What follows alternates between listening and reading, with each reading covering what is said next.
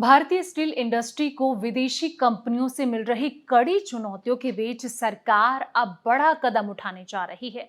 चीन और दूसरे देशों से भारी मात्रा में आ रहे सस्ते स्टील इंपोर्ट को रोकने के लिए केंद्र सरकार बड़ा धमाका करने वाली है। वो ये कि 12% की अस्थायी सेफगार्ड ड्यूटी लगाने की तैयारी में सरकार है।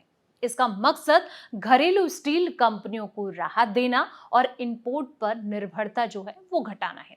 यानी कि अब चीन पर हर जगह से मार पड़ने वाली है। नमस्कार, मैं हूं संध्या बिष्ट और आप देख रहे हैं the economic times Hindi.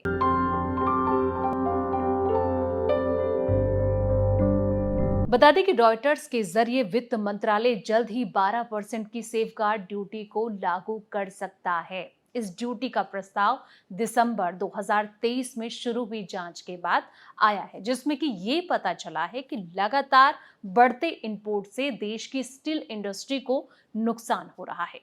Bharat दुनिया का दूसरा सबसे बड़ा क्रूड स्टील उत्पादक देश है, लेकिन वित्त वर्ष 2024 और साथ ही 25 में लगातार दूसरे साल फिनिश्ड स्टील का नेट इंपोर्टर बना रहा। इस साल इंपोर्ट 9.5 मिलियन मीट्रिक टन तक पहुंच गया है, जो कि बीते 9 सालों का सबसे ऊंचा स्तर है।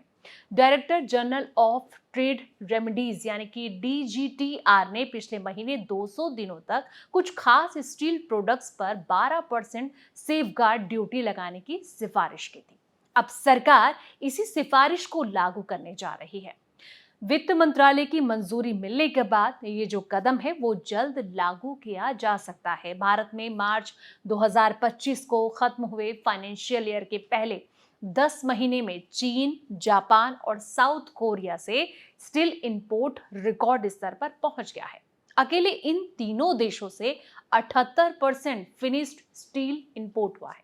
इससे देश की छोटी स्टील कंपनियों पर भारी दबाव जो है वो साफ पड़ता नजर आया। कई प्लांट्स ने अपने ऑपरेशंस घटा दिए हैं और छटनी की नौबत तक आ गई है। JSW steel, Tata steel, SAIL और साथ ही आर्सेलर मित्तल निप्पॉन स्टील जैसे कि बड़े स्टील जो प्लेयर्स हैं वो भी सरकार से इंपोर्ट रोकने की अपील कर चुके हैं।